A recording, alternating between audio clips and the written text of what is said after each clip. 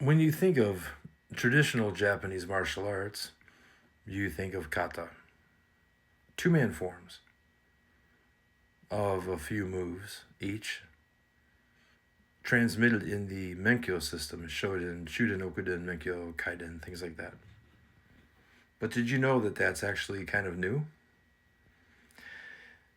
That was formulated mostly in around 1633 or 1630, something like that, where the invention of basically of Ryuha and kata training came into being. This was the peacetime, the Edo period time. The time when the samurai and the ninja were really getting it on was the Sengoku Jidai period, which was the Warring States period. They didn't train that way in the Warring States period. So what's the difference? In the Warring States period, they really did it. They were really fighting life and death battles. That's not to say that there weren't real fights or life and death battles in the Edo period or the Tokugawa era. There were, but it was different. More often than not, the samurai became bureaucrats, pencil pushers, or in that case, stampers. They would stamp things, they were bureaucrats. The Bushido Code was invented during that time. They had to have a reason to feel important. They knew they were better than everybody else because they were samurai, but they didn't know why. So they created reasons why. Kata training is not the way that the warriors that we think of, the legends that were on the battlefield, that wasn't the way they trained. They trained in a different way. Now, many hundreds of years have passed, and people have been teaching the Japanese martial arts via kata and the Menkyo system, and the focus has very much changed. If you really want to produce functional results, you should train the way that the samurai did in the Sengoku Jidai period.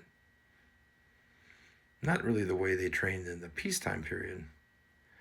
Hatsumi sensei, Masaaki Hatsumi, the best student of Toshitsugu Takamatsu sensei, used to always say, I am teaching the Sengoku Jidai style. He didn't teach the Edo style, which is why when he would teach a kata, it would be a jumping off point.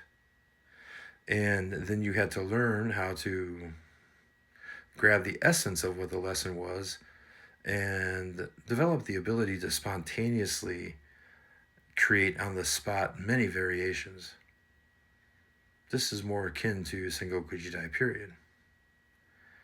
So, kata is very new, really, in the grand scheme of things. As the years have progressed, people who train in Koryu focus on kata. They try to perfect the choreography. And the focus has shifted. This is why, and I'm not trying to be unkind, but it's really self-evident. This is why when you run into the majority of those practitioners, they're not functional at all. And it gives the ancient arts a bad name, but it's not the techniques that are not functional. The techniques are actually quite devastating. It's the practitioners who are not functional. It's because the way they train. And to be fair, they're not really interested in being functional. If you want functional training, follow people who do whatever it is they do against competitive adversaries. So for us, we look at sports martial arts. The way they train produces results. You can do what you do against people who do not want you to do it. Now, of course, our techniques are different. Our rules are different.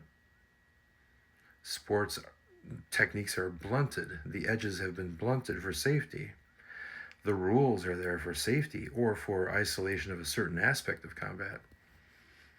So, in totality training, your palette is much bigger. But if you want to gain skill, you can take cues from people who actually have skill at what they do. The simplest way of putting it is, if you want to be able to fight, you must practice against someone who is fighting back. It's common sense. So simple. I wonder why so many people don't like to do it in the traditional arts. And I think, and it's just a guess, an educated guess, but a guess nonetheless. I think they don't like failing. Because when you practice kata only, you always win. You always win. But as soon as you allow the other person to contest you, you don't always win anymore. Wouldn't you rather live in a world of honesty, knowing truly what your weak points are, your strengths and your weak points? Or do you really want to bullshit yourself? Like so many do. Walk around with your thumbs in your black belt. Like you're a badass. When you know down deep you're not. It creates a sick environment, an unhealthy environment. When you train realistically, you're a lot more balanced out because every dog has its days. Some days you're on, some days you're off. You know what you're good at, you know what you're not good at. So, as I always say, to each their own. But anyway, kata are relatively new. Did you know that?